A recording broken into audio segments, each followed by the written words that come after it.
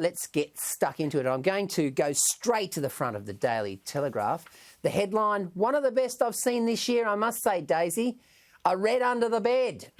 Exclusive, Jack de Bellin's party bust hideout.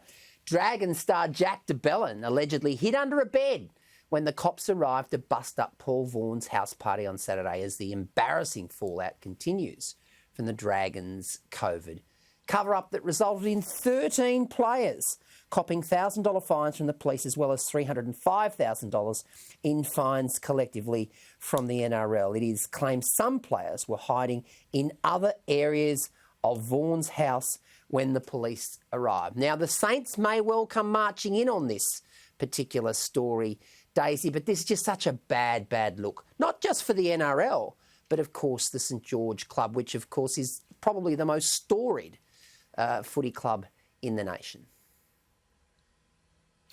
Oh, for goodness sake, Gleeson. I mean, you don't know whether to laugh or cry when you look at this. You're absolutely right. It is a really terrible look for the NRL. And just sort of reading through it's like, you know, the campus police have come in to sort of bust up a frat party. You have people running and hiding under beds and hiding in other rooms and behaving in a way that is not at all responsible and certainly very bad role models, bad example to set at the moment. And look, the thing is, you just know they're going to be made an example of, you know, probably by the authorities and also by the club, because all of this feeds totally into the image of the kind of entitled NRL player, gets everything they want, gets exemptions to travel interstate when other people don't, etc. So they're going to come down on them like a ton of bricks.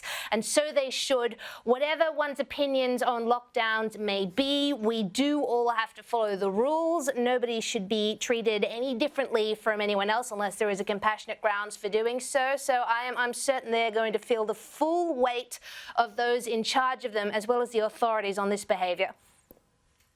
Now, Daisy, if we go to the front of the Australian, you can see a beautiful photo there of Sisterhood of the Travelling Olympians. It also has that story, Dragons COVID party risked NRL season. But the splash is the one we're going to go to, an exclusive by Ben Packham. And of course it says, Afghan Angels left for dead. Hundreds of Afghans linked to Australian-funded Hearts and Minds projects will be left vulnerable to advancing Taliban forces after being denied access to a special visa program for those who supported Australia's two-decade presence in the country. Correspondents sent on behalf of Foreign Minister Maurice Payne to one Afghan aid worker who helped deliver a $6.7 million AusAid infrastructure project makes it clear he would not be considered for the locally engaged employee visa. This is a polarising story. It's one that I'm sure will dominate some of the talkback radio shows tomorrow, Daisy.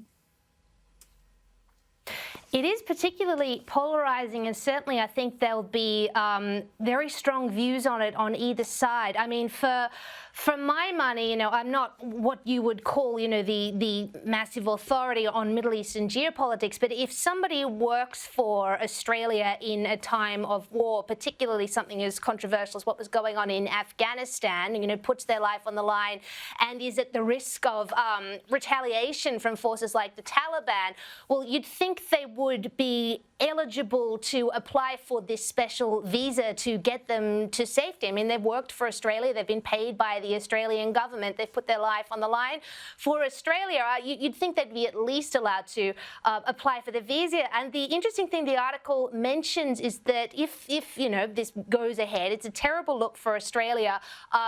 In terms of national security, it could put our future national security on the line if the messaging is that if you work for Australia during times of war and you support Australia, then when push comes to shove, you'll just be left for dead. I mean, it's not a great look at all, and I found that a particularly interesting angle to the story. But if you read the article, there's this heartbreaking story of a gentleman who couldn't apply for the visa because he was a subcontractor. So it was that sort of technicality, and he's now in hiding with his wife and children under threat of being killed by the Taliban. So, you know, you can't sort of not feel for the people involved in this. And like I said, I'm sure there'll be very strong opinions on both sides. I'm sure everyone will make very good arguments from both sides, but it really is a difficult situation. And for my money, I think they should be allowed to apply for this visa.